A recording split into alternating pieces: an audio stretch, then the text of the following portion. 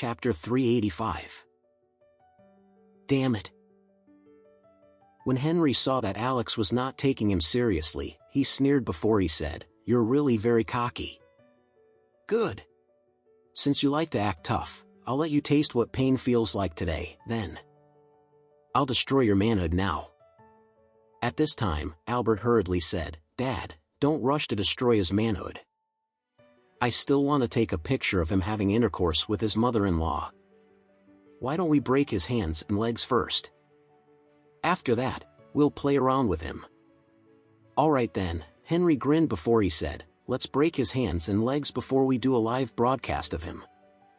Elaine and Emma turned pale immediately because they were both in shock. Henry pointed the muzzle at Alex's thigh at this time.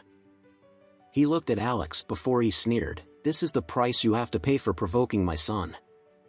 After that, he got ready to pull the trigger. At this time, Alex quietly released some spiritual energy from his hand, causing Elaine and Emma to fall into deep sleep.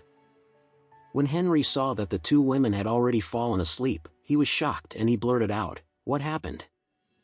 Did they faint out of shock?" "Perhaps," Albert replied. "What a disappointment. I really wanted them to watch as we broke Alex's hands and legs."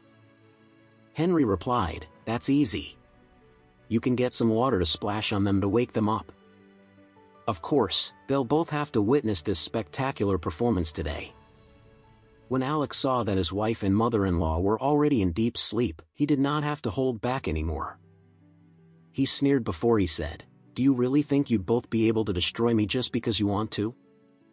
Henry pointed his pistol at Alex before he said, "Alex, are you really going to continue being so arrogant even when you're facing death? No matter how awesome you are, will you be able to defeat the speed of my bullets?"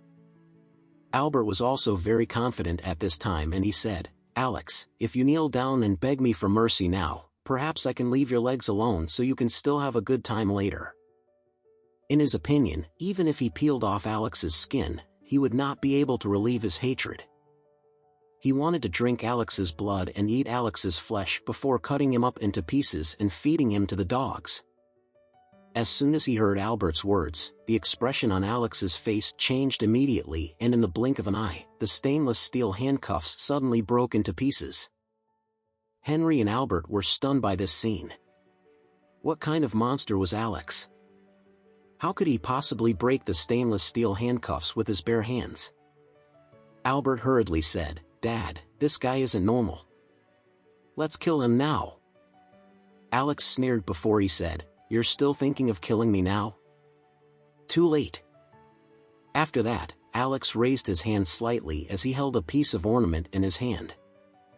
This was the thunder order that Alex had used to strike Gary Depp to death with thunder and lightning.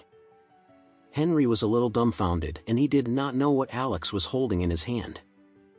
However, his instinct told him that this thing was unusual. He was afraid that things would get out of hand and he tried to pull the trigger. At this time, Alex yelled out, "Thunder, come."